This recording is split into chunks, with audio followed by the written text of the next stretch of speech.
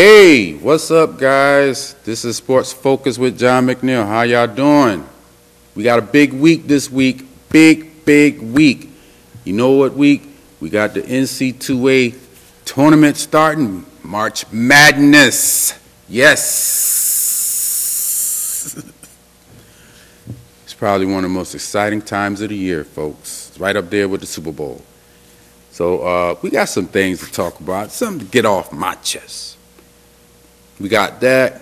We got the NFL free agency frenzy going on this week. Amazing, all these teams spending all this money. You know, and then I want to talk about the Knicks a little bit. But you know what? We're going to talk about the Knicks right now. The Knicks lost 7 in a row. And I just heard breaking news.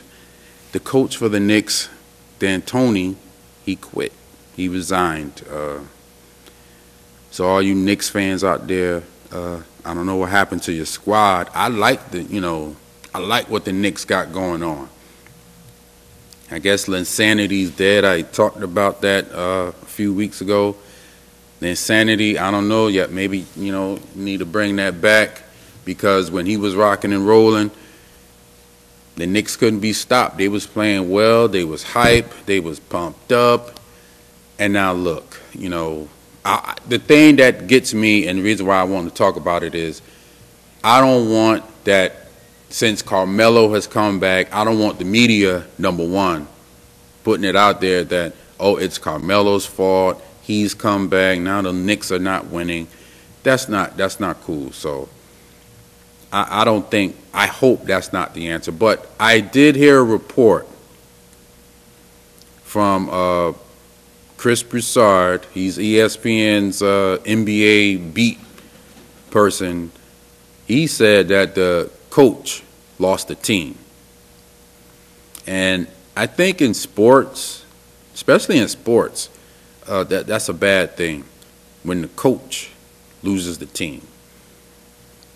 So, tough call. Hopefully the Knicks will get back. As long as they don't beat my Sixers, of course.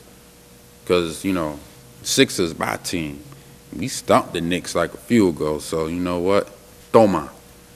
But, I like the energy that Jeremy Lin brought. He brought good energy to a team that was sort of not playing it well. And they was had your average player playing above himself.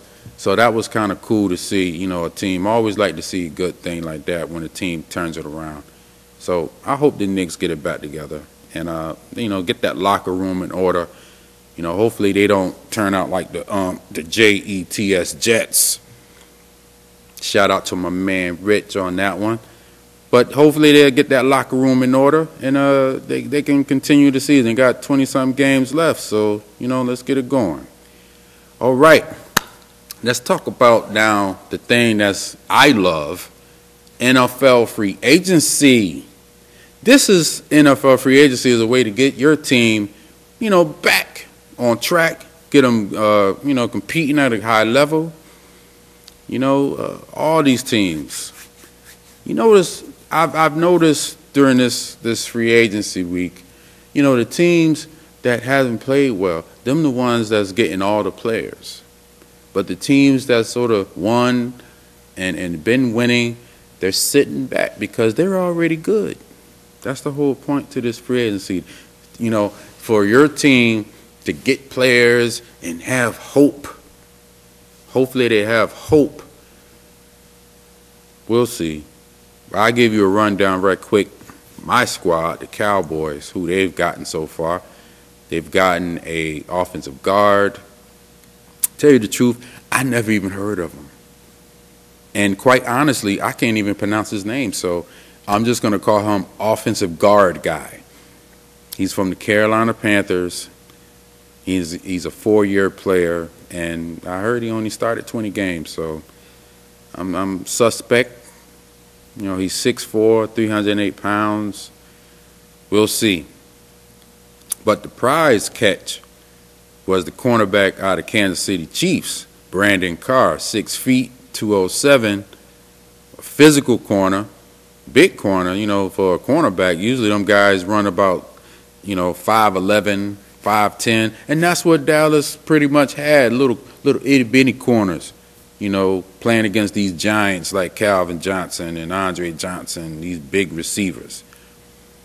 They also signed the fullback, which I feel for my team was the pick of the whole free agency.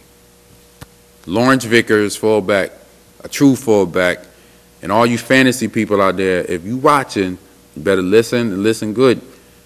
DeMarco Murray is going to have over 1,500 yards this year. Trust me. With a fullback behind him, a real fullback, it's on. It is on. Like Donkey Kong. That's right. But here's a few other things I want to talk about.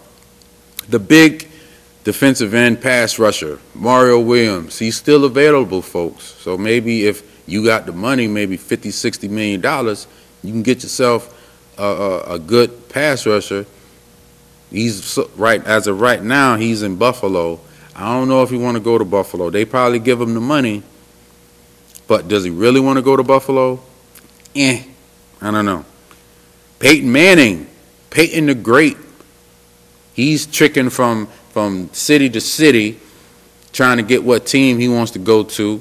As of now, he's in Tennessee. We'll see. He went to Tennessee, went to college at Tennessee, so we'll see. You got Denver, you got Miami, you got Tennessee now. We'll see. Arizona, which is the best fit for him? I'm going to say he's going to go back home to Tennessee.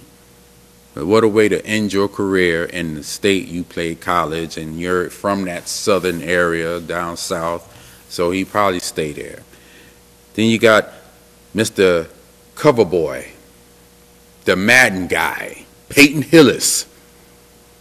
I want to be on the cover. It's cool. Yeah, I don't care. Look what year he had.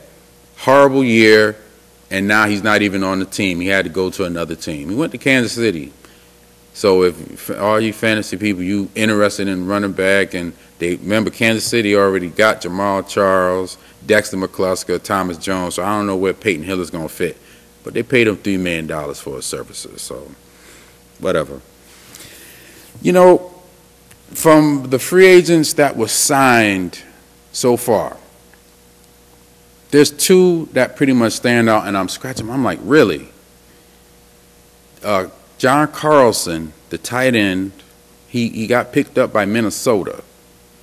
Now, this guy, and then check the contract, 5 years, $25 million for a guy that missed all of last year with a shoulder injury, and then he's not even a blocking tight end. He's one of them big tight ends that like to catch the ball. But you already have a tight end on your team that just like to catch the ball. So who's going to block? Beware, fantasy people.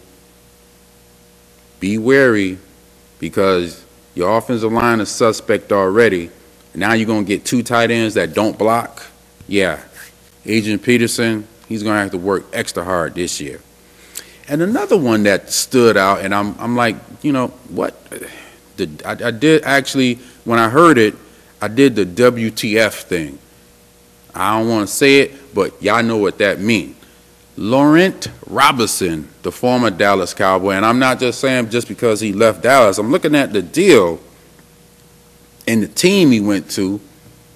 He went to Jacksonville Jaguars for 5 years, $32.5 million. You take a guy that Dallas just picked off the street, didn't have that many yards, and he caught 11 touchdowns. He led Dallas in touchdown catches. But, I mean, let's be honest. The dude was open. He was wide open because they're focusing on Miles Austin, and they're focused on Dez Bryant, and focused on Jason Witten, and he just slips in there. He's wide. All his touchdowns is pretty much wide open. So, I mean, it's not hating. Good luck to him. I just don't see that as far as Jacksonville is concerned. Why would you pay all that money for a guy who basically, had a breakout year? He ain't no Victor Cruz. He needs help. He needs another receiver on that team to make, clear the way for him. So we'll see. And another thing, you know, to all you football fans, you get all these free agents and things like that, you know, don't worry. We'll see if they help your squad or not. So don't think that this player is going to save your team. Just wait and see. Just wait and see. All right, like I said, you see how pumped up I was? You see how pumped up I was? I got the sheet right here, people. Bam! Right here.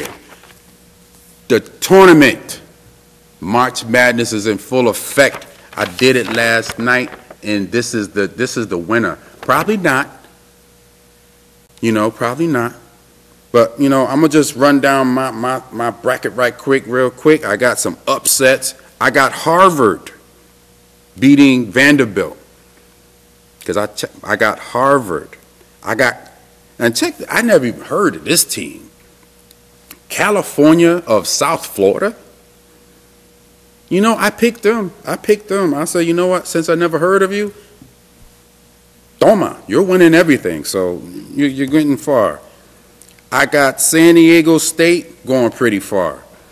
My team is the Hoyas. So I'm going to go with against the Hoyas because I hate to say it, they suck in the tournament. They don't play well. That whole Princeton offense, it doesn't work in the tournament. So I got to upset Belmont, the 14th seed, beating my Hoyas. I hate it, but I keep it real here, beating my Hoyas.